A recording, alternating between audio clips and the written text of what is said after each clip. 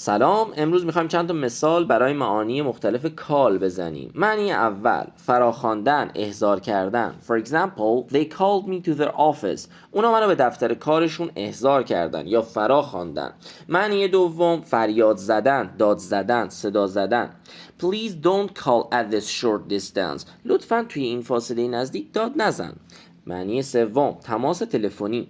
I had a missed call from Mark. من یه تماس از دست رفته از مارک داشتم. معنی چهارم، زنگ زدن، تماس گرفتن، تلفن زدن.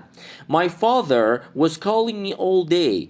پدرم تمام روز رو داشت بهم زنگ میزد. معنی بعدی، نامیدن، صدا زدن، صدا کردن.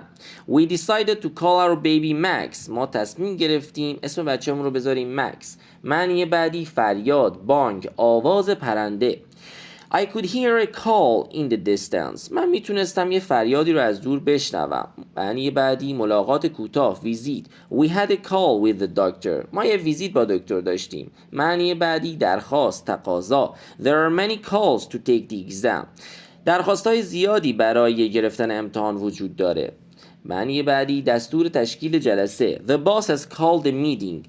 رئیس دستور تشکیل جلسه ای رو داده.